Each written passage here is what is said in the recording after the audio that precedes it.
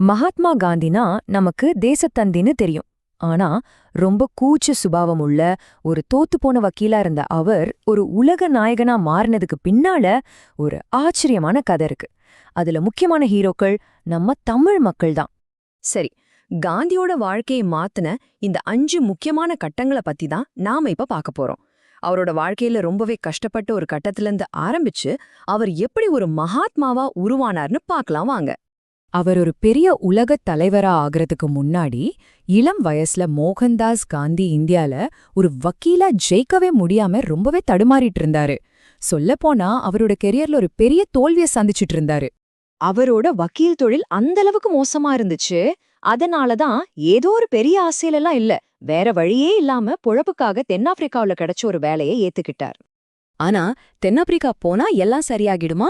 இல்ல, அங்கதான் அவரோட வாழ்க்கையே புரட்டி போட போற கொடூரமான அவமானங்கள் வரிசையா காத்துட்டு இருந்துச்சு. பாருங்க, ஒண்ணு பின்னால ஒன்னா நடந்த இந்த அவமானங்கள் தான் அதுவரைக்கும் ரொம்ப அமைதியா கூச்ச சுபாவத்தோட இருந்த காந்திய ஒரு முக்கியமான கட்டத்துக்கு கொண்டு வந்து நிறுத்துச்சு. என்ன பண்றதுன்னு யோசிக்க வச்சது. அப்போ அவர் முன்னால 2 வழிதான் இருந்துச்சு.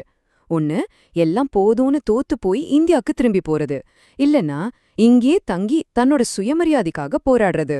அவர் என்ன முடிவு எடுத்திருப்பார்? அந்த நேரத்துல தான் அவருக்கு ஒரு ஆதரவு கரம் கிடைச்சது. யார்கிட்ட இருந்து தெரியுமா? அங்கிருந்த தமிழ் மக்கள் கிட்ட இருந்துதான். ஏன்னா அவங்களும் இதே மாதிரி நிறைய அவமானங்களை சந்திச்சவங்க. அவங்க தான் காந்திக்கு ஆறுதல் சொல்லி அடுத்தது என்ன பண்ணலான்னு ஒரு வழியை காட்டினாங்க. முதல்ல ஜியு போப்போவோட தமிழ் சுயபோதினி புக்கை வச்சு அவரே தமிழ் கத்துக்க ஆரம்பிச்சாரு.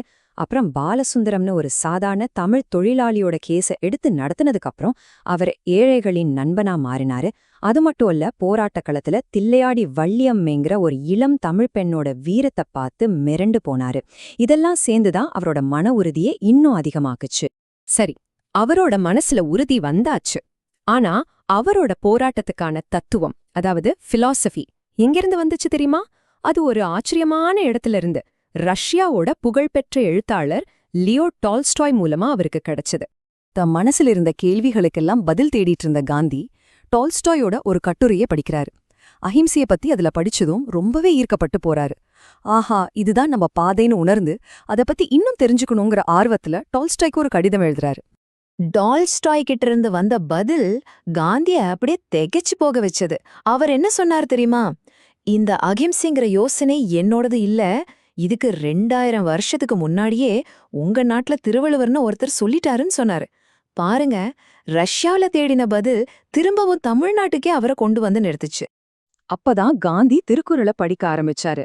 அதுல இந்த குறள், இன்னா செய்தாரே ஒருத்தல் அவர் நாண நன்னயம் செய்துவிடல், அதாவது நமக்கு கெடுதல் செஞ்சவங்கள தண்டிக்கணும்னா அவங்க வெக்கப்படுற அளவுக்கு அவங்களுக்கு நல்லது செய்யணும். இந்த ஒரு வரி காந்திக்கு ஒரு பெரிய உண்மைய உணர்த்துச்சு. பழி வாங்கறது ஆயுதம் இல்ல, அன்பால திருத்துறது தான் உண்மையான சக்தின்னு புரிஞ்சுகிட்டாரு. அன்னிக்கு முடிவு பண்ணாரு, இனிமே தன்னோட அகிம்சை போராட்டத்துக்கு குருவே நம்ம திருவள்ளுவர் தானு. அதனாலதாங்க அந்த பழமையான தமிழ் நூலான திருக்குறள் தான் காந்தியோட சத்யாகிரகம் அப்படிங்கிற முழு தத்துவத்துக்கும் அடித்தளமா அமைஞ்சது. திருக்குறள் மேல வந்த இந்த ஈடுபாடு வெறும் தத்துவத்தோட நிக்கல, அது கொஞ்சம் கொஞ்சமா வளர்ந்து தமிழ் மக்கள் மேலையும் அவங்களோட கலாச்சாரம் மேலையும் ஒரு பிரிக்க முடியாத பந்தமா, ஒரு தனிப்பட்ட அடையாளமாவே மாறிடுச்சு. அவர் எப்படி ஒரு தமிழரா வாழ்ந்தாருன்னு பாருங்க. தென்னாப்பிரிக்காவில இருந்த டால்ஸ்டாய் பண்ணையில குழந்தைங்களுக்கு தமிழ் சொல்லிக் கொடுத்தார். அவர் நடத்தின இந்தியன் ஒப்பீனியன் பத்திரிகைய தமிழ்லயும் வெளியிட்டார்.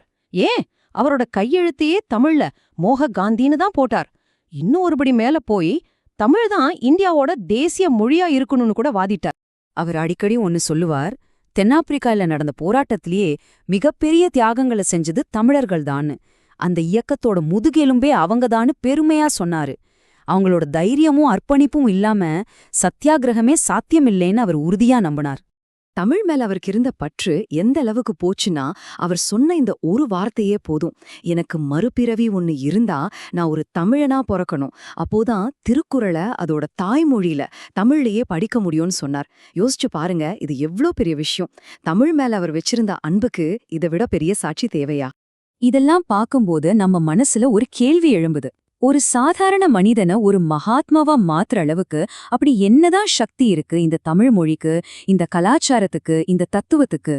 தமிழ் மகாத்மாக்களை உருவாக்கும் மொழியோ